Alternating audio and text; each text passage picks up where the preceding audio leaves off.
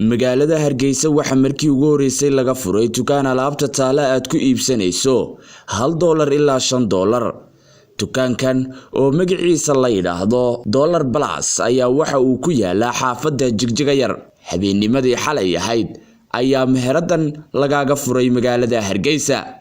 ugu horeyn waxa faahfaahin ka bixinaya dukaankan iyo alaabyada uu hayaba. maanta waxa farxadii ah inaan ka soo qayb galno dukaan oo mall ah oo la yiraahdo Dollar Plus waa markii ugu horeysay Somaliland laga furo dukaankan oo price lagu iibinayo inuu yahay $1 ilaa $5 ayaan ugu talagalnay bisha Ramadaan barakaysan inay dadka faa'iideystaan. waxa farxadna waa inaan maanta xafladda ka soo qayb galno waana furitaankii.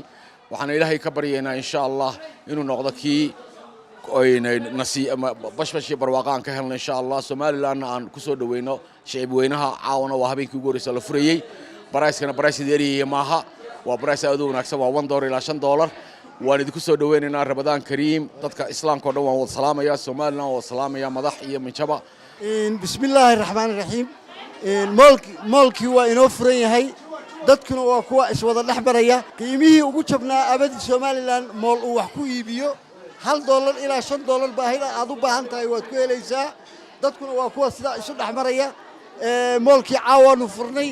waxaan rajaynaynaa intiina aan imanay inaad ka soo qayb gashaan si aad baahiyo badanood qabtaan halkan uga heshaan. welcome Ramadaan. halkan waxaan ka hambaliyeynayaa walaashay Faysa. waan leeyahay mabruuq alif mabruuq. magacaygu waa Muuna Cawaale. waa saaxiibaday waa walaashay. waan u hambaliyeynayaa waan ku faraxsanahay Hargeysa inay ku soo kordhisay alaabta quruxda badan